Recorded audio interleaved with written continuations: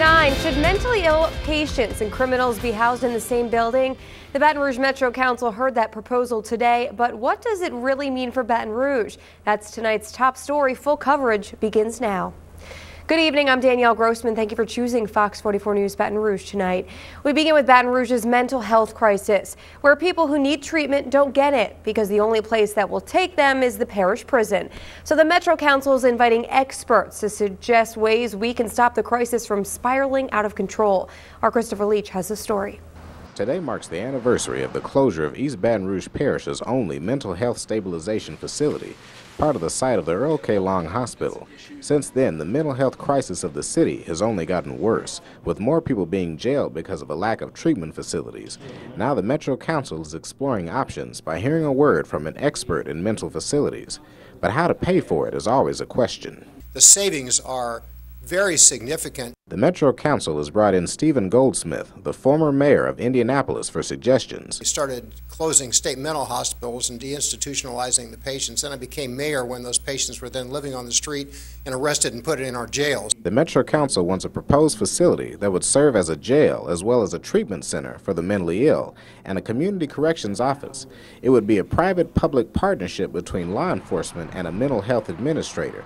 District Attorney Hiller Moore is curious about what tomorrow could bring. I'd like to see what impact that has on the actual prison population. Some individuals say no matter the cost, Baton Rouge can't afford to go without it too much longer, including Catherine Anders, an art therapist for individuals with mental illness, who also suffers from PTSD and bipolar disorder. She knows firsthand how people need mental treatment and how their actions can somehow unfairly put them behind bars. Disoriented, incapable of making good decisions for themselves at that point, and they need some help and they need some treatment. The city is looking at a big number to get the ball rolling. However, Goldsmith says the city could be looking at a much smaller number when you take into account how much will be saved from fewer people being processed in jail and shifting costs from sending people to jail in other parishes. The city can also save money by using Medicaid and other programs for treatments instead of relying on taxpayer dollars. But it all starts with sorting out who needs to be where. Ones the community needs protection from, and the others are getting the treatment they need overall. A person who's in a mental health crisis does not belong in jail. For now, everyone is waiting silently for the decision of the council, April 27th. We're dependent on a couple of emergency rooms. We've lost a couple of emergency rooms. We've lost some longer-term care, and we definitely need more than we have. In Baton Rouge, Christopher Leach, Fox 44 News.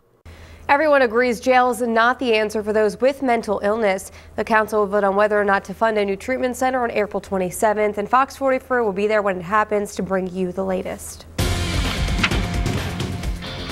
Well, funding for higher education is expected to take a big hit this year, and college students say that's wrong for our state. Students from every public college in the state protested this afternoon in front of the Capitol. They said education makes a difference in a lot of ways, from reducing the crime rate to improving public health. But our state has to fix a budget deficit of $1.6 billion. And higher ed's one of the only things lawmakers are legally allowed to cut. Still, the protesters said, legal or not, it isn't right. We have to address the fact that the education system is basically a body bleeding in the street. We've already been cut. The question is, what is the state willing to do to heal us now? What to do? The students pointed out that in 2008, the state covered about 73% of the cost of running our colleges and universities, but now it only pays for 40% of it.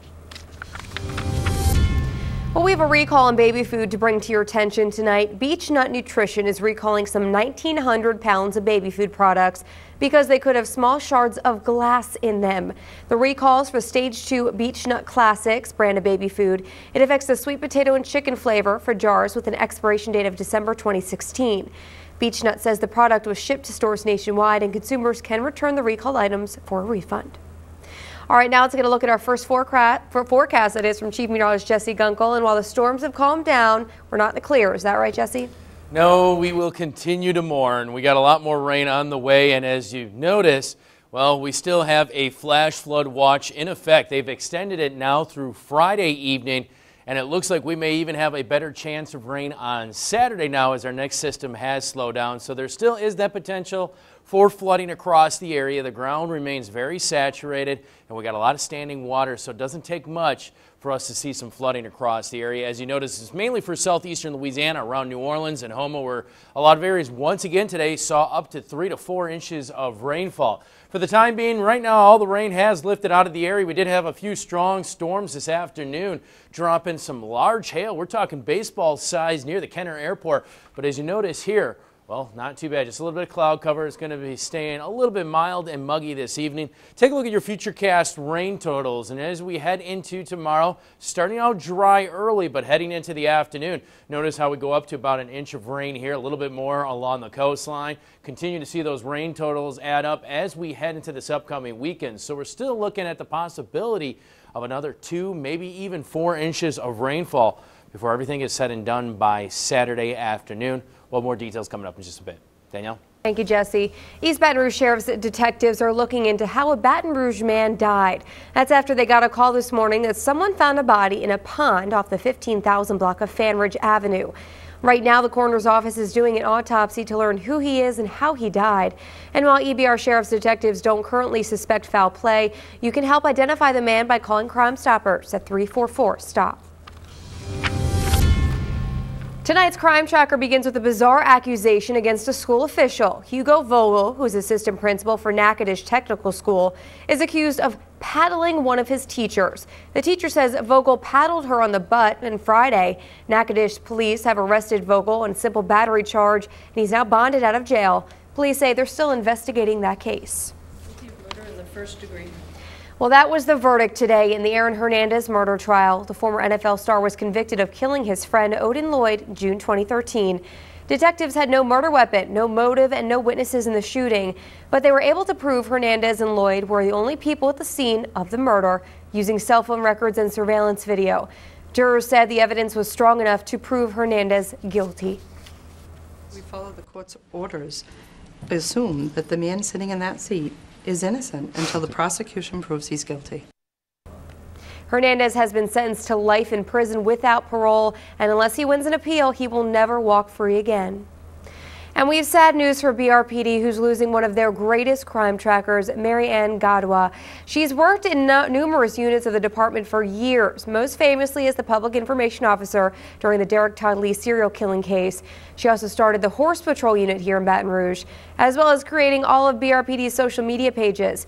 We're still waiting to find out who will replace her position. New information on the Baker School District's struggles. We're learning that last night the school board voted to get rid of the entire district's maintenance department after catching the supervisor stealing money. Fox 44's Jason Dumas says Baker residents are worried. The Baker School District will now operate without a maintenance department. The school board made the decision after its supervisor was accused of stealing money. But the school board's motives are already being questioned, and one parent doesn't understand the decision at all. Our school buildings are very old, and some of them have environmental problems. So we really need a full-time maintenance department to really make sure our schools are beautifully maintained. Dr. William King says the move is simply a reflection of what has been going on in the Baker School District for years. No communication, poor leadership, and hidden agendas. We hadn't had no discussion on that till last night. The public didn't know anything about that. A lot of people didn't know anything about that till last night. So the problem that I have that people is not doing what they need to be doing in the city of Baker. A lot of things is being swept under the rug, and that's embarrassing. Going forward, the board has to find a full-time superintendent, and while no one is overly optimistic, they continue to voice their concerns in hope that it will bring future change. It's going to be kind of hard to attract someone to Baker because of our current legal allegations, as well as our system have not ran well since they broke away from EBR. I want a good, strong, solid superintendent that come here and don't take no BS from none of the board members, but also do he or her job to the best of their ability. And the friendship and the good old boy and the good old girl need to stop here. It needs to stop that because you've got too much corruption going on in the city of Baker. In Baker, Jason Dumas, Fox 44 News. We did reach out to both the superintendent and members of the school board. So far, they have not returned our phone calls.